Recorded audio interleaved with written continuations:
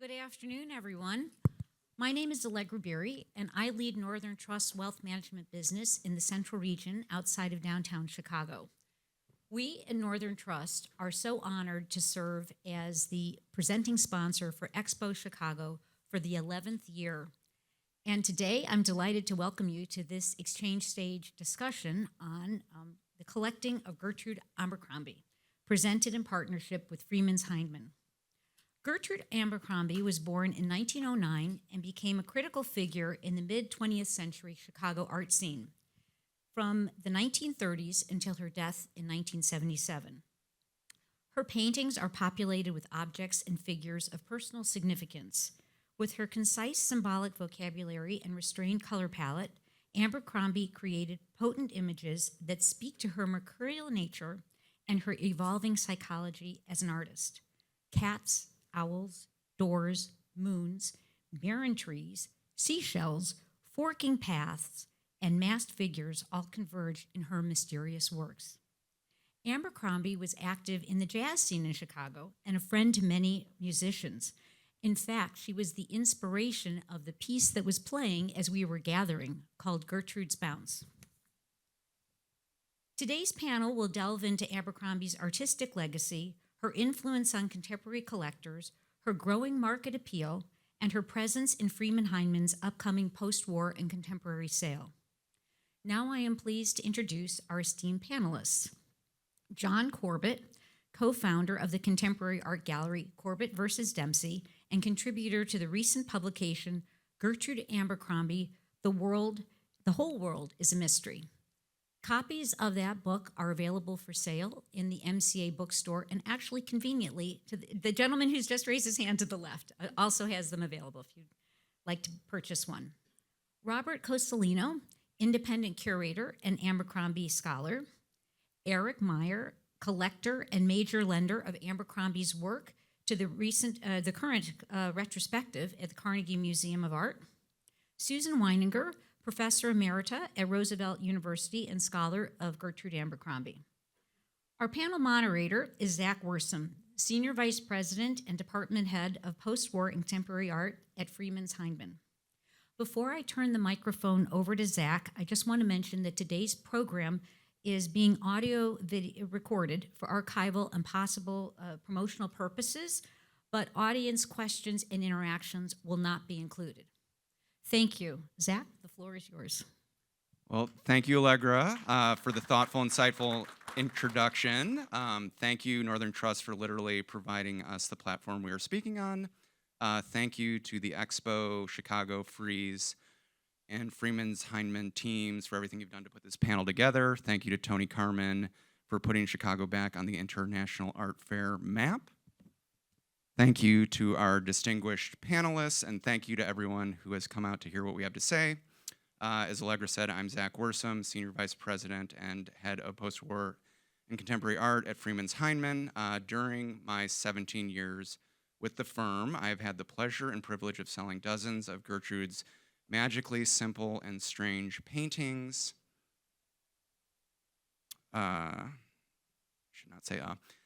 Helping to play a role in building her prices from a few thousands of dollars to hundreds of thousands of dollars, now approaching $1 million, setting numerous auction records along the way, and also co-heading the landmark single-owner, single-artist sale of Laura and Gary Mauer's Gertrude Abercrombie collection in 2002.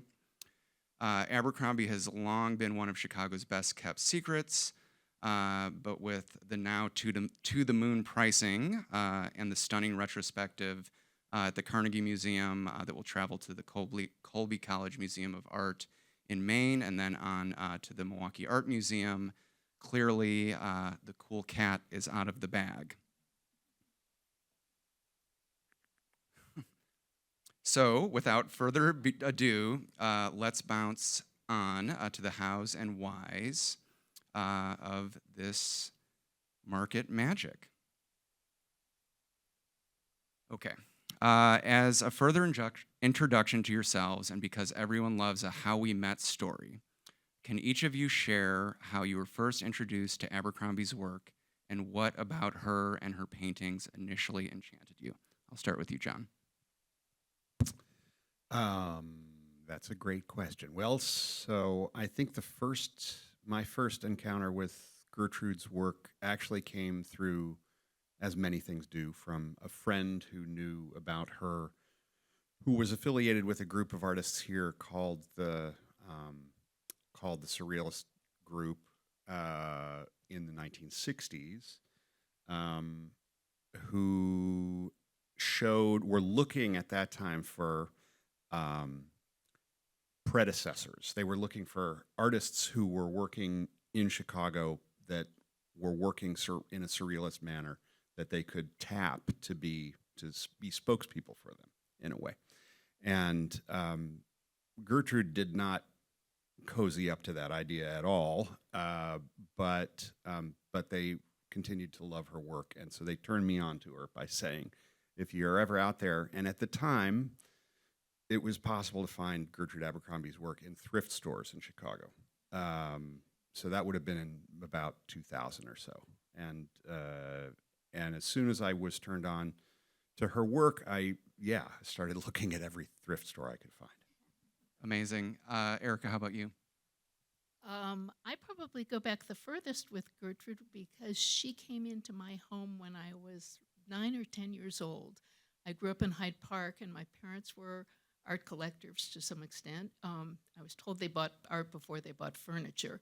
But home they came one day when I was 9 or 10 years old with a couple of little paintings, and I was entranced. And I think as a kid, I liked little things, and suddenly these were adult paintings, but sort of shrunk down to kid size.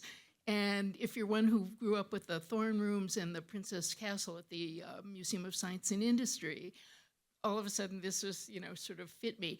I also loved the dark side of her, and I think even as that age,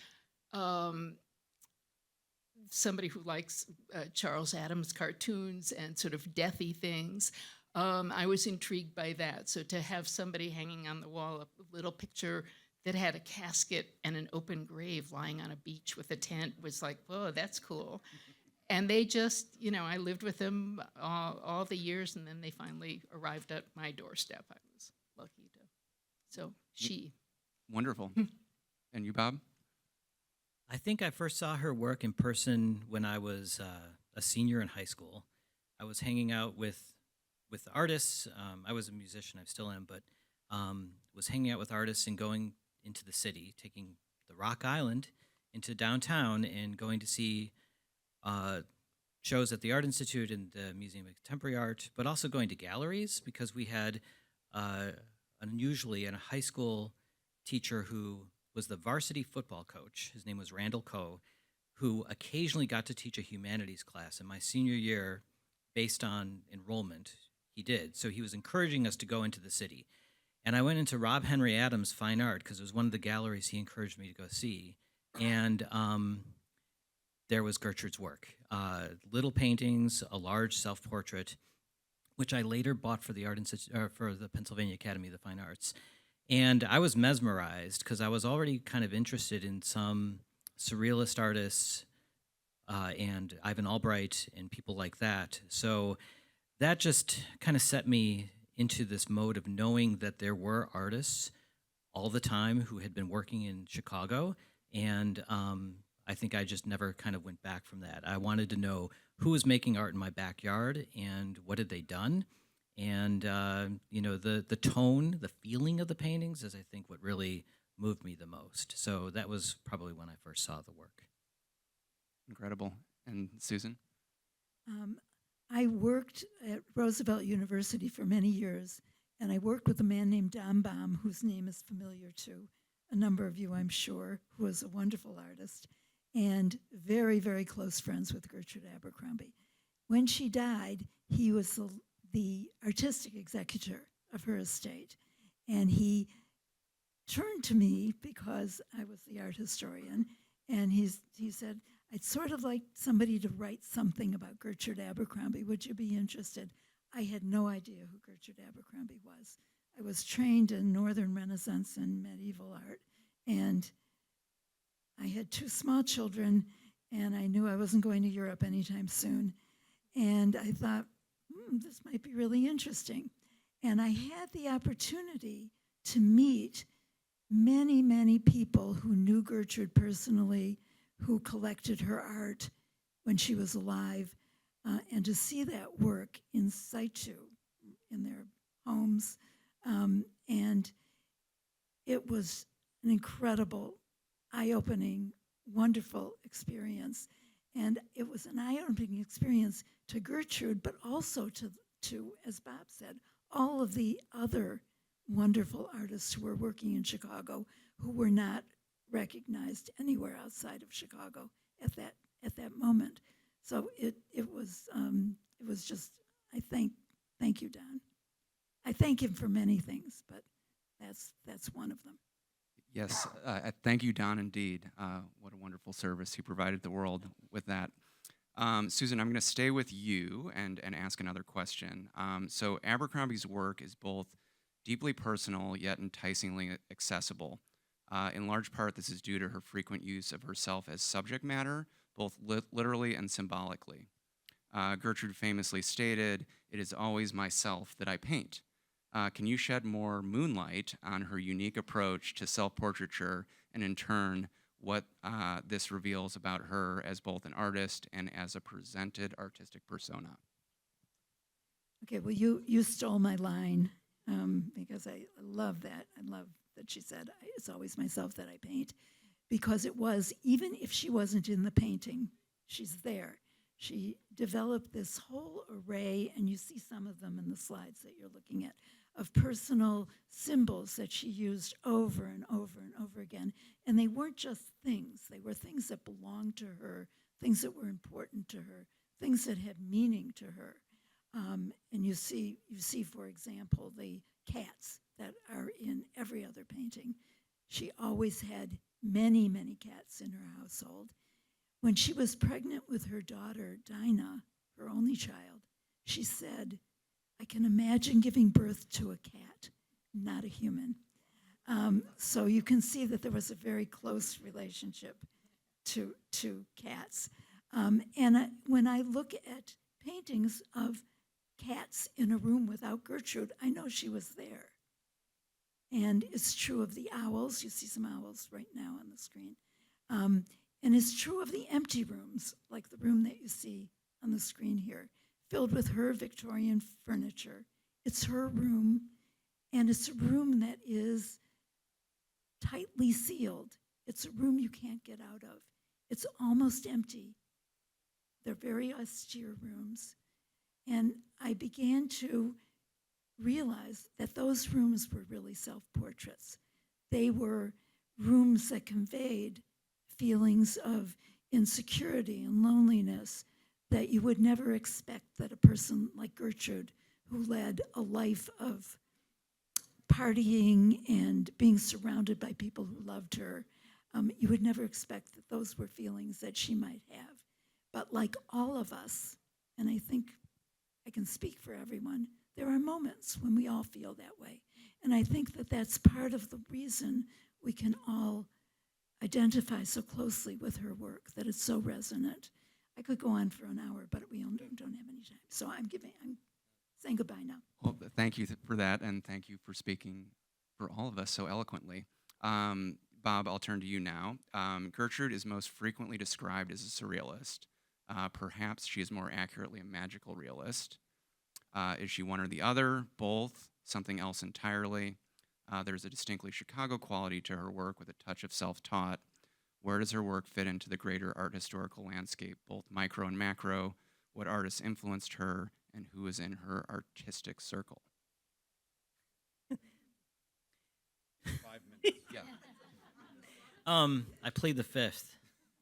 So I guess one of the things I have come to feel about Gertrude, but also about a lot of artists who fell through the cracks in the canon, people who, declare that these are the important people in art history, didn't pay attention to when it comes to Gertrude, is that they fit in multiple contexts. If you were to take one of her paintings, say Self-Portrait of My Sister, that's what she's painting on the easel right there, at the Art Institute, it could fit in the the surrealist collection that the Art Institute has, which is one of the best in the world.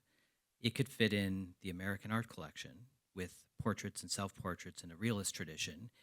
It could fit in work by Latin American artists. There's a certain way of dealing with identity and the look of things, but also tweaking it a little bit so that there's something below the surface that you feel you can kind of sense.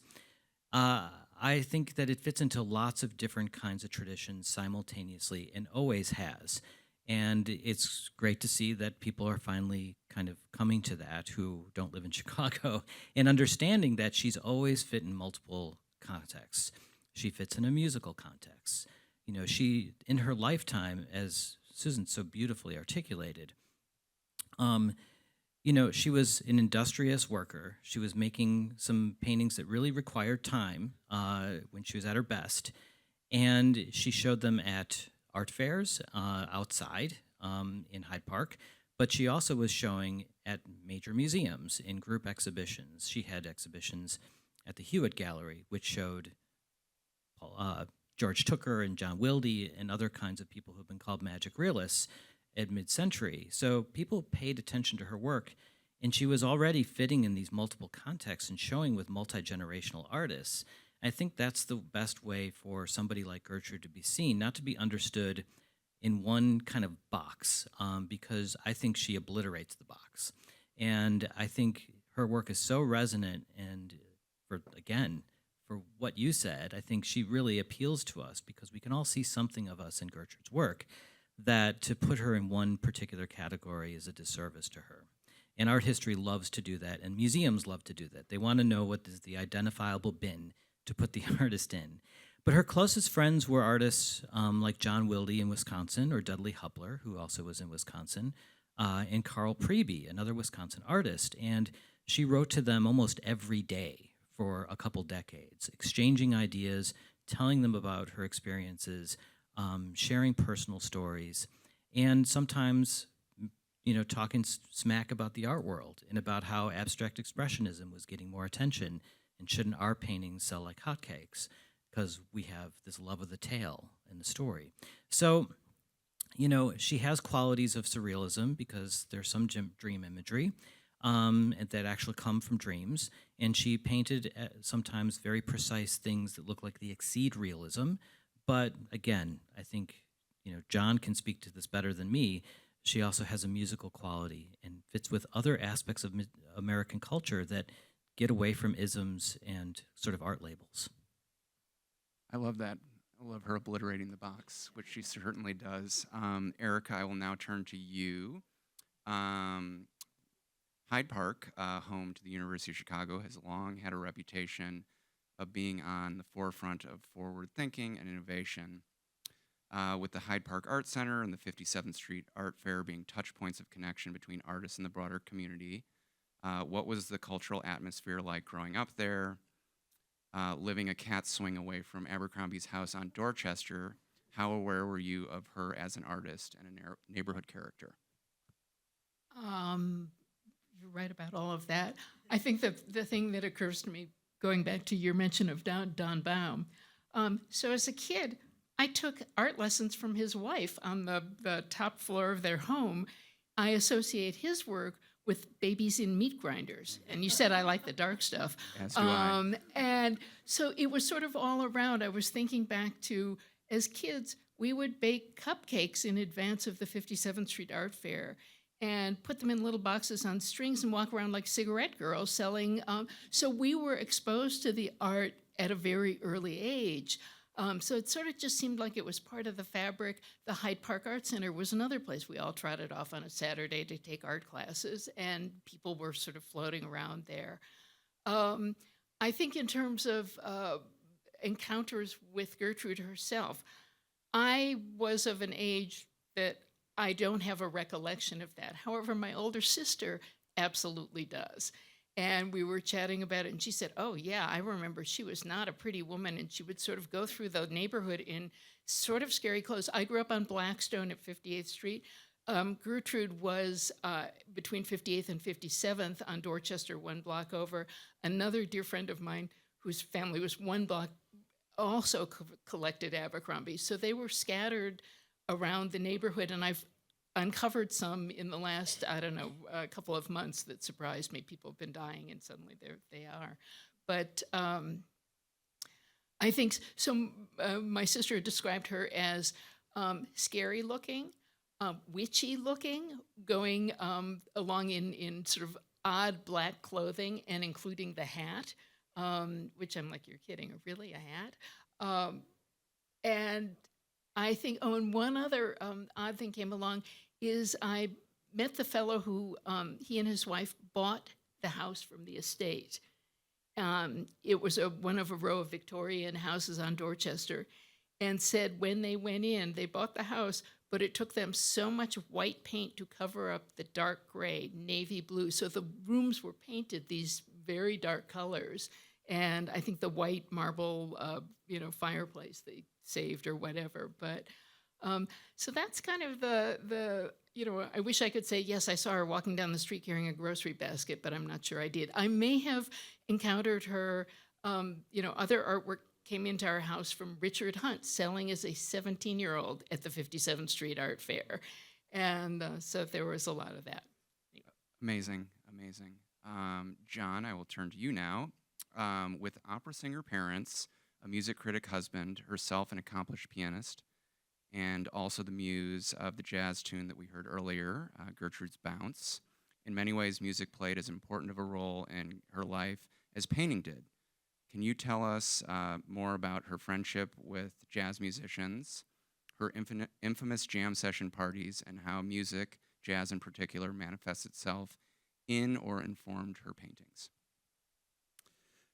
Sure. I think it's important to understand a little bit about the musical environment into which her presence was projected. So in Hyde Park, let's say in the mid-1940s, the jazz scene, which was the scene that she was the most interested in, was in a moment of transition. Chicago had been extremely important in the jazz world up to that point, and it was in the early 1940s that bebop was beginning to move that to New York. But it didn't happen overnight. And in fact, there was still a very, very active, very important jazz scene on the South Side, near South Side. And even in Hyde Park, the University of Chicago did its best to actually eradicate the jazz scene at that time, I will say, actively trying to get rid of it. But there, for instance, around the corner from her house was a club called the Beehive. And the Beehive was so named for being up at the top of the building and basically looking out onto the lake. And that's a club that all of the great jazz musicians of that era played at. And when they were finished playing there, which would be very early in the morning, they would very often go down to Gertrude's house and have a jam session. So Charlie Parker, Dizzy Gillespie, Sonny Rollins, these were all very close friends of hers, and they were the absolute top of the jazz world in that period. And so it's amazing, and she continued, especially with Dizzy Gillespie, she continued to have a pen pal relationship with her. Every time he came to town, he visited with her. They were very, very close. Charlie Parker, you'll see it's on the carousel. There's a painting called Charlie Parker's Favorite Painting. And that painting is of a noose hanging from a tree with, again, a lonely painting with nobody in it. And Charlie Parker, at one of the jam sessions, saw that on the wall. It was originally called Design for Death. And he said, "That's my favorite painting." And she renamed it Charlie Parker's Favorite Painting, as one should do when jazz royalty is declaring it so. And she was a pianist, and she would play along at the jam sessions now and then. There was a tragic moment that happened when Sonny Rollins was part of Max Roach's band, and they were on their way back. They were on their way to Chicago to play at the Beehive with their pianist, Richie Powell. Richie Powell composed that piece, Gertrude's Bounce, reputedly to describe the jaunty walk of Gertrude Abercrombie. So when we're leaving, you'll hear it. It'll be back on again, and you can hear this da da da da da da da da funny little tune. But that was also, it's also kind of laced with tragedy, because that was a moment that Clifford Brown was playing, great trumpet player Clifford Brown was playing with that band, with Max Roach. And Clifford Brown and Richie Powell got in a car, and on the highway in Pennsylvania, on the way here to play the next day, the car went off the road and they both died. And so that there's a lot of pathos associated with all of her at that moment. There's a lot, I think, about her paintings that have to do, not really thematically, but more in terms of how they're painted, that has to do with the way that jazz worked at that time, with chord change, cycles of chord changes, where you have the same chord structure going over and over and over again. I think, for instance, the idea of the shells or the cats or these motifs that come over and over again but appear with variations, that's very much like the way that jazz musicians were approaching soloing over chord changes at the time. Lovely. Could I just add one thing? Absolutely. Gertrude could hum and whistle in harmony at the same time. Remarkable. She was very talented. I mean, she came from a musical family. She rejected opera, but that makes sense. We can understand that. Okay, so I'm going to turn it now to everyone here, and I'll start with you, Susan, and we can work our way back. So Abercrombie long has had a local cult following, and it is only in recent years that she's enjoyed broader exposure, both from a market and exhibition standpoint. What factors made her work such a slow burn for so many, and what is it about her work that is making it so relevant now? Well, you know, as someone who's studied Chicago art, like Bob has, or regional art,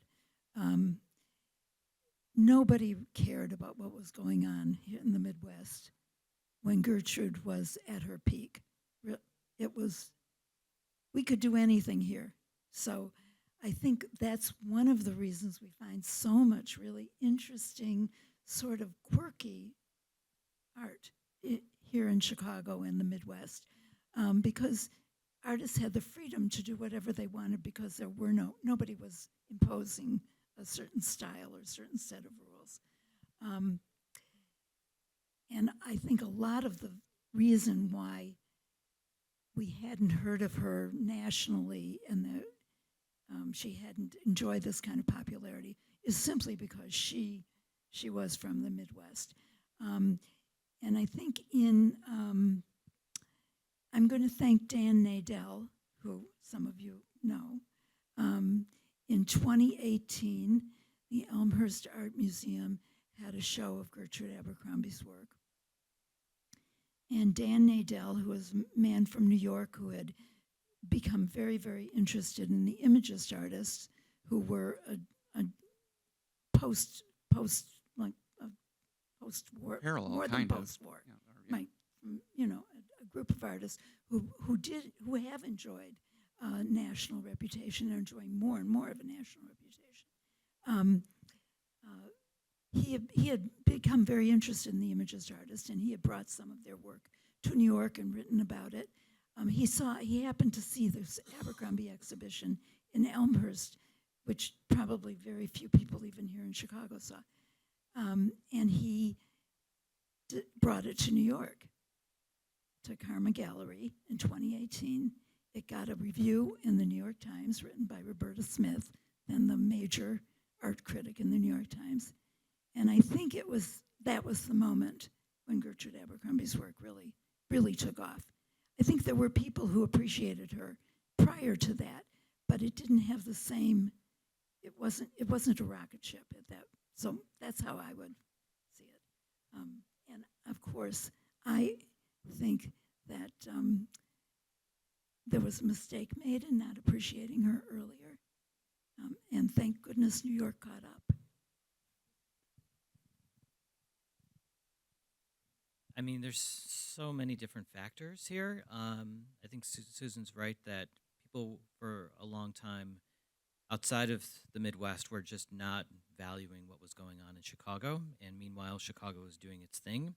And while, you know, the artists here were doing a wide range of kinds of work over multiple generations, and we're having shows nationally and internationally, it still wasn't really registering in the same way that the provincial minded center of the art world, as it declared itself, New York was really declaring what was important, and so that's a very small kind of lens to look at things. And a lot of the New York museums that were considered national museums or the arbiters of taste were really focusing on a very narrow kind of narrative of at least American art.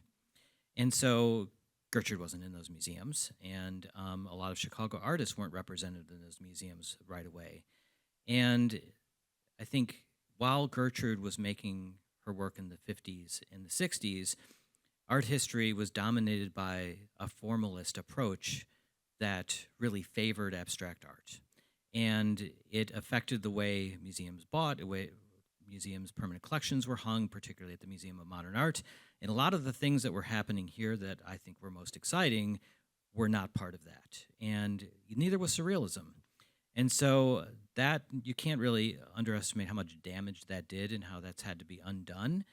And so that's certainly part of it. But Gertrude also, the work has to be seen in lots of different places for people to get it and to understand it and to start integrating it into other ways of talking about it. And to her, I think, very smart move, she bought back and reassembled a lot of her work. She gathered it back to her before she died so that there would be this critical mass of work that could be distributed to museums. And Don Baum did that. So it was distributed to some museums, but then a huge amount of it went to Springfield, into the Illinois State Museum, and kind of sat there. And you did a show in 1991 that reintroduced her, but it was really shown in Illinois. And I think even though that helped kind of gather the work together and preserve it, it also limited its audience for it. And so, without people coming to the Midwest and actually seeing this material in person and understanding how profoundly beautiful and meaningful it is, it didn't start getting into other areas. And also her estate wasn't represented by a gallery, which would often do the promotion posthumously of getting the work in front of people's eyes and getting it into a wider range of different kinds of shows by younger generations of curators. So in a way, that savviness about how to preserve her legacy also in some ways inhibited its expansion until now. I don't want to interrupt. I'm so sorry, but Please do. I know that Don really tried to get her work into museums. He offered a painting to the Whitney, and they said no. And then they bought one in 2019 after the Karma show.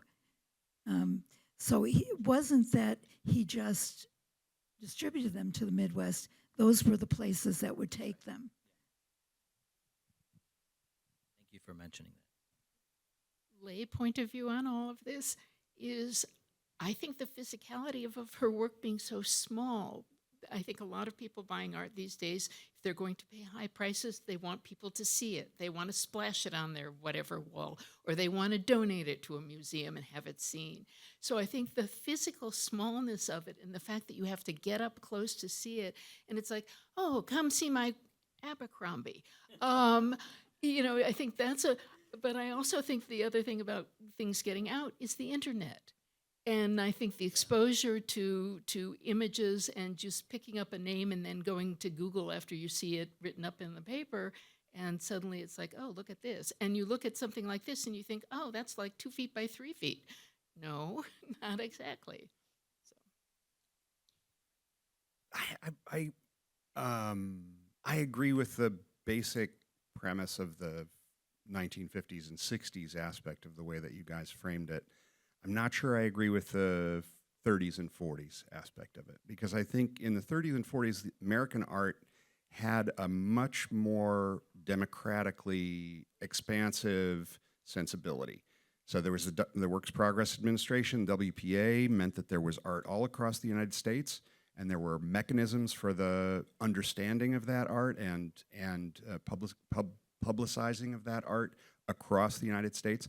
Her first museum show was in Pittsburgh. Her first presence in an institutional context being not in Chicago. So I think what's interesting is to see that the advent of abstract expressionism and the canonical shutting down of all of the diversity of American art, which included abstract art, also born in Chicago, although that's been erased from that history as well. I think to understand the mechanisms by which that was narrowed in the late 40s, especially into the 50s, is to also, we have to understand that as being part of what really changed and kept unique individual perspectives like hers from being part of that narrative. And in a certain respect, I think it's just the other side of the coin that it's taken New York discovering her again, annoyingly. I'm sorry, I'm in Chicago, I can say it this way. It's annoying that that's what it takes after having, and she had a cover story in Art in America around 2010. It's not like no one outside of Chicago knew who she was. So that narrative continues to be beat into us that, oh, nobody knew about her until 2019. Not true. And not only Chicagoans. And she was fascinating to people outside of Chicago even then. So I think part of what made it difficult, let's say 25, 30 years ago, is that her work, as you can see from these images that are carouseling through, really varied in its quality of execution. And not necessarily that that's bad or good one way or the other, but what you can see is that some of them are painted very quickly and some of them are painted very slowly. And so that means that there's such a diversity of touches in her painting that I think that confuses people when they see one that's painted a certain way. And she even said that. She said that meeting Gertrude Stein, that Gertrude Stein said to her, you really have to paint a little better. And that, in fact, she said, I can paint better. And it made me realize I should. And I think that's part of what made it difficult for people, if we're talking specifically about her, that might have been one of the aspects that a lot of people might have encountered paintings that were painted quickly so that they could be on an easel at the 57th Street Art Fair and be sold so that she could have a party. Okay, John, I'm going to stick with you, and this is also for the group, so we'll work our way back to Susan. So Abercrombie's concise and quirky and repetitive visual vocabulary of personal symbols is clearly one of the most compelling aspects of her work. What is not always clear is the meaning behind these mysterious talismans. We've already touched on a few as we've been talking, but I think maybe using some of the things that are going through the slide reel, can you help decode some of these symbols for us?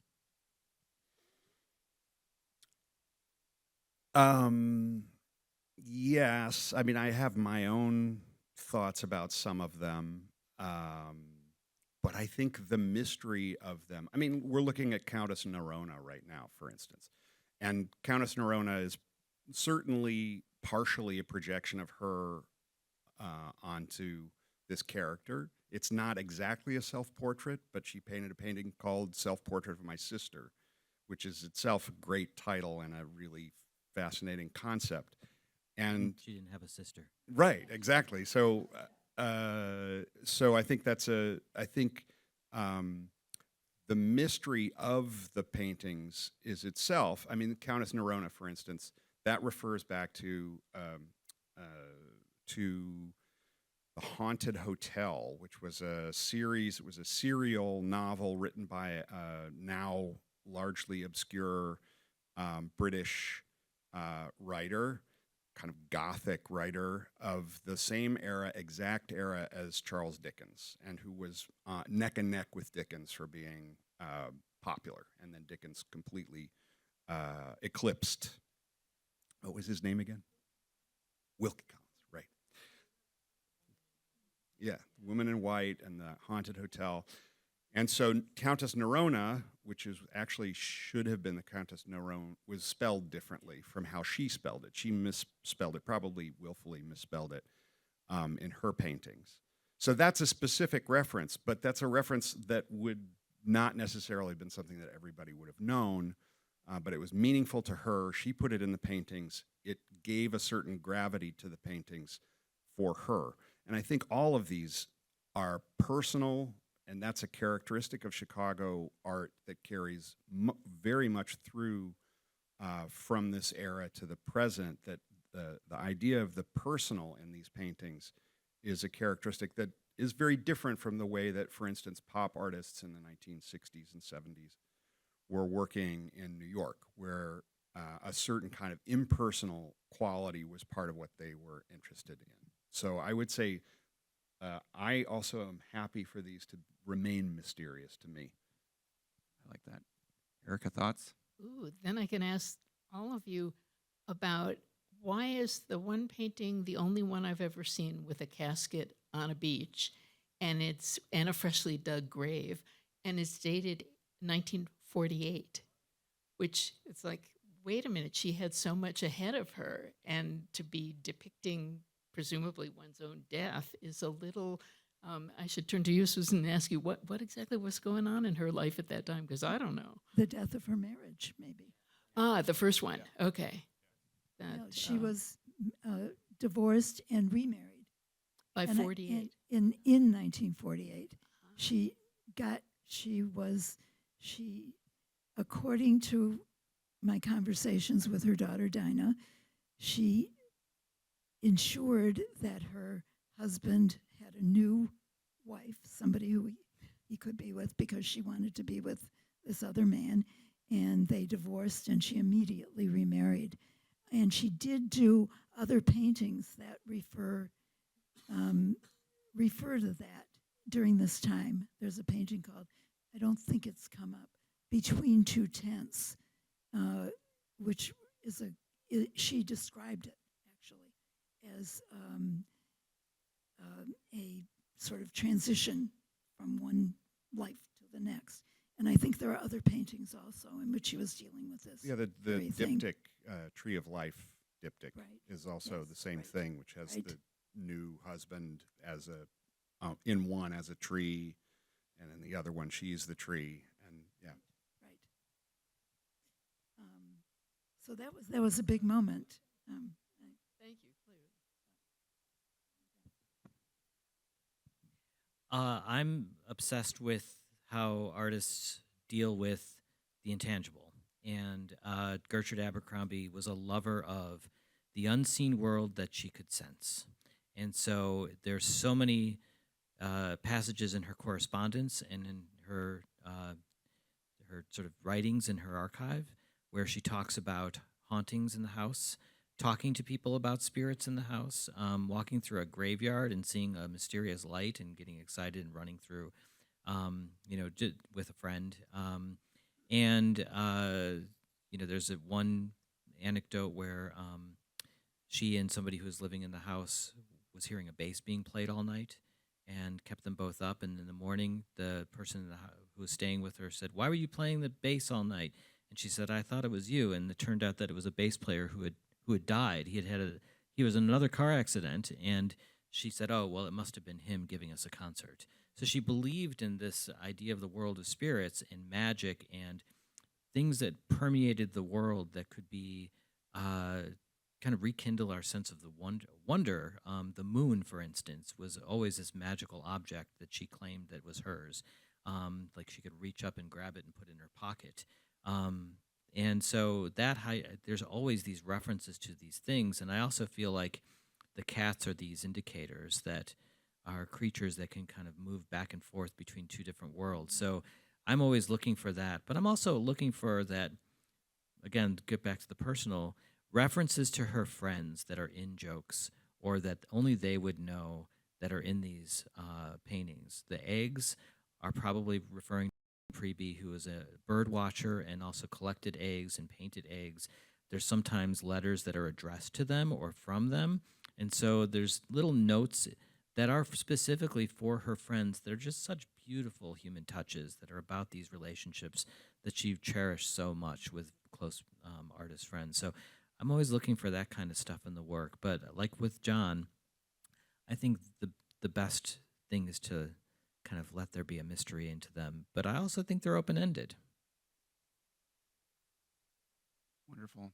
Well, fascinating. Well, I'm getting the signal that we are at time. So thank you all for your participation. Thank you all for your wonderful questions. This has been an absolute pleasure and a truly surreal moment. So glad to be here. Thanks.